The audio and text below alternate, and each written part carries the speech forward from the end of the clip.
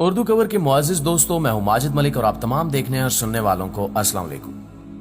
ناظرین گرامی، تاریخی انسانی نے کئی قومیں اور شہر دیکھے جو اپنے عروج کو چھونے کے بعد ایسے زوال پذیر ہوئے کہ ان کا نام و نشان تک باقی نہ رہا۔ آج کی ویڈیو بھی ایک ایسے ہی شہر کے گرد گھومتی ہے جو اپنے وقتوں میں دنیا کا بہترین تجارتی ہب تصور کیا جاتا تھا۔ یہ شہر اونچے ستونوں پر قائم تھا اور حیرت انگیز طور پر اس شہر کو آج سے 9000 سال قبل چٹانوں کو تراش کر بنایا گیا تھا۔ کئی صدیوں تک انسانی نظروں سے اوجھل رہنے والے اس شہر کی کیا خصوصیات ہیں، سنگلاخ چٹانوں کو کیسے تراش کر یہ شہر تعمیر کیا گیا، اور ماہرین آثار قدیمہ جب اس شہر میں داخل ہوئے تو انہوں نے کون کون سے حیرت انگیز مناظر دیکھے، یہ سب انٹرسٹنگ معلومات جاننے کے لیے اس قیمتی اور معلوماتی ویڈیو کو شروع سے لے کر آخر تک ضرور دیکھیے گا۔ تو آئیے چل کر موضوع کا باقاعدہ آغاز کرتے ہیں۔ دوستو، تاریخ میں اس شہر خاموشاں کو پیٹرا کے نام سے یاد کیا جاتا ہے، جس کا طرز تعمیر آج کے ماڈرن انسان کو بھی سوچنے پر مجبور کرتا ہے کہ بھلا یہ کیسے ممکن ہے کہ آج سے ہزاروں سال پہلے بغیر کسی جدید ٹیکنالوجی کے چٹانوں کو تراش کر ایک پورا شہر تعمیر کیا جائے۔ تاہم قدیم دور کی باقیات چاند پر کمندیں ڈالنے والے انسان کو احساس دلاتی ہیں کہ دور قدیم میں بھی کئی قومیں ایسی گزری ہیں جو آج کے جدید ترین انسان سے بھی زیادہ ذہین اور ایڈوانسڈ ہوا کرتی تھی۔ اللہ تعالیٰ نے قوموں کو ایسے ایسے ہنر اور فن عطا کر رکھے تھے کہ آج کا انسان بھی ان کا مقابلہ کرنے سے قاصر نظر آتا ہے۔ اس کی بہترین مثال پیٹرا نامی شہر ہے، جس کی دریافت نے پوری دنیا کو ورطہ حیرت میں مبتلا کر رکھا ہے۔ تاریخی کتب کا مطالعہ بتاتا ہے کہ پیٹرا نام یونانی لفظ پیٹروس سے ماخوذ کیا گیا، جس کا مطلب ہے پتھر۔ پیٹرا 9000 سال قبل مسیح کے شروعات میں آباد ہوا اور یہ 4 صدی قبل از مسیح میں نباتائی سلطنت کا دارالحکومت رہا۔ نباتائی خانہ بدوش عرب تھے جنہوں نے پیٹرا کو اس کے ارد گرد پائے جانے والے تجارتی راستوں کی بنا پر ایک بڑے علاقائی تجارتی مرکز میں بدل دیا۔ پیٹرا شہر تک 1.2 کلومیٹر لمبی گھاٹی کے ذریعے پہنچا جا سکتا ہے، جسے سک کہا جاتا ہے۔ پیٹرا ہر طرف چٹانوں سے گھرا ہوا ہے جو لگ بھگ 8 میٹر بلند ہے۔ پیٹرا شہر نباتیوں کے زیر تسلط ترقی کی منازل طے کرتا ہوا 3 لاکھ شہریوں کے ساتھ تجارت کا مرکز بن گیا۔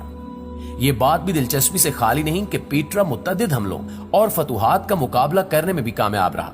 البتہ 106 عیسوی میں رومی شہنشاہ ٹریجن کے دور میں پیٹرا اپنی آزادی کھو بیٹھا، کیونکہ یہ رومی عرب کے علاقے میں شامل ہو گیا تھا۔ ناظرین، پیٹرا نے رومی سلطنت کے ماتحت اپنے وقت کے دوران ایک اہم تجارتی مرکز کے طور پر اپنی حیثیت برقرار رکھی۔ پیٹرا کو یہ اعزاز بھی حاصل رہا کہ پورے خطے میں واحد واٹر سپلائی کا منبع رہا۔ یہی وجہ ہے کہ اس تجارتی شہر کی ترقی نے پانی کی ترسیل وادی سے تعارف کروائی۔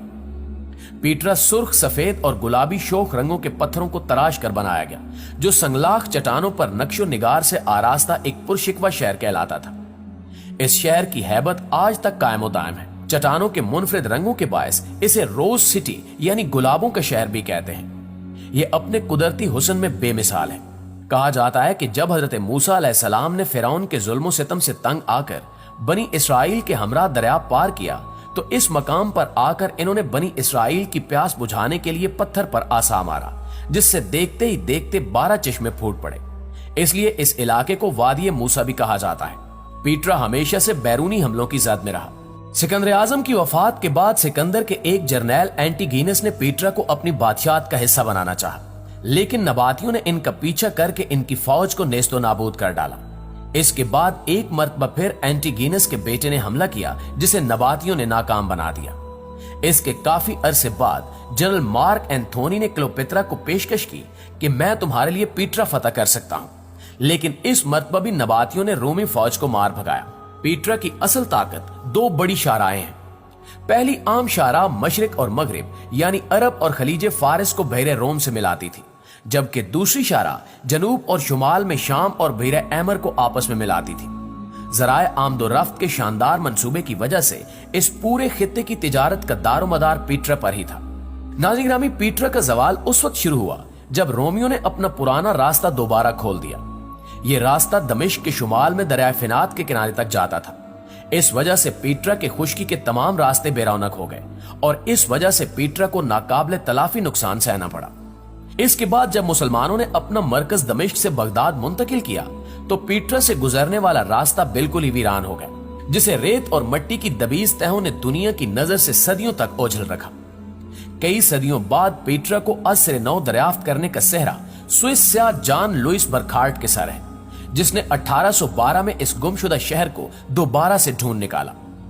पीटरा के अंदर जा बजा पत्थर से तराशे हुए बुत और मकबरे मौजूद हैं। अब तक यहां 800 के लगभग मकबरे दरियाफ्त हो चुके हैं। इसके अलावा दरियाफ्त की गई चंद इमारतों में एक इमारत अल खजीना है जो कि 30 मीटर ऊंची है। ये इमारत नबातियों के बादशाह अरलीतस और इसकी 2 मलकाओं का मकबरा है। बुलंद चट्टानों में मैसूर पीटरा, जिसे एक जेरे जमीन नदी सैराब करती थी, न सिर्फ एक किले का दर्जा रखता था बल्कि मरकजी तिजारती शाहराहों पर भी काबिज था। पीटरा के बासी इस शहर से गुजरने वालों को खुराक, पानी और तहफ्फुज़ फराहम किया करते थे।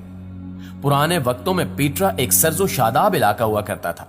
इस शहर के अहम मकाम कोह नुजर के आगाज पर एक स्टेडियम नुमा जगह इस बात की निशानदेही है कि उस कदीम दौर में भी खेलों को कितनी अहमियत हासिल रही।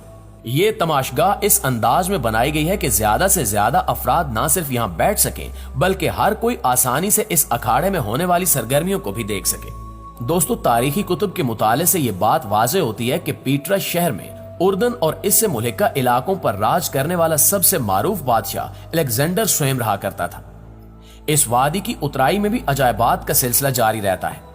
ठोस रेतली चट्टानों पर बना 4000 नशिस्तों पर मुश्तमिल एक वसीओ अरीज हाल भी यहाँ मौजूद है, जहां शहर के उमरा और शाही खानदान मेल मुलाकातें किया करते थे। इस हाल को तफरीही प्रोग्राम्स के लिए भी कदीम जमाने में इस्तेमाल किया जाता था। कौम समूद की जहानत का अंदाजा इस बात से भी लगाया जा सकता है कि इन्होंने पीटरा शहर के सबसे ऊंचे पहाड़ पर एक डैम तामीर किया था, जिसमें बारिश का पानी जमा किया जाता था और इस डैम से बेशुमार नालियां तमाम शहर को पानी फराहम करने जैसी खिदमात सरंजाम देती थी। इस शहर की सैर के दौरान ये मालूम होता है कि पानी को पुख्ता नालियों से गुजार कर उस बंजर वीराने में जिंदगी गुजारने का सामान किया गया। हालिया खुदाई से यह बात भी वाज़ेह हुई है कि ये अहले समूद की डैम साजी ही थी जिसने इस सहराई शहर को मसनूई नखलिस्तान में तब्दील कर रखा था। बारिशी मौसम में पानी के साथ आने वाली मट्टी डैम की तह में बैठकर सतह आब को बुलंद करती तो किनारों से छलकने वाला पानी सुर्ख मट्टी से बने रास्तों से होता हुआ खुफिया जखीरा गाहों में जमा हो जाता। इस पानी की मदद से जरूरियात जिंदगी को पूरा किया जाता। अहद समूद के दौर में तामीर किए गए डैमों की बाकियात आज भी काबिल दीद हैं। बहुत से डैमों की 20वीं सदी के आखिर और 21वीं सदी के अवायल में तामीर नौ भी की गई ताकि शहर के खंडरात को बारिशी पानी से बचाया जा सके। दोस्तों, इस शहर को खुदा का अजाब याफ्ता शहर भी करार दिया जाता है क्योंकि इसके दरियाफ्त होने से पहले कुरान पाक में 1400 साल कबल इसकी तस्वीर कशी की गई। कुरान मजीद में सूरह हजर की आयत नंबर 80 से 83 में बयान है, चट्टान वालों ने भी रसूलों को झुटलाया, हमने इनको अपनी आयतें दी लेकिन वो इनसे मुंह मोड़ गए। वो खुद को महफूज महसूस करते हुए पहाड़ों में घर तराशते थे, लेकिन सुबह के वक्त शोर ने इन पर हमला किया। यानी कुरान पाक में 1400 साल पहले पीटरा शहर की मंजर कशी कर दी गई थी। जी तो मुअज़्ज़िज़ दोस्तों, ये थी हमारी आज की वीडियो। इस हवाले से आप दोस्तों की राय क्या कहती है कमेंट करके हमें जरूर बताइएगा। इंशाअल्लाह आपसे मुलाकात होती है अगली वीडियो में। तब तक अपना ख्याल रखिए। अल्लाह निगहबान।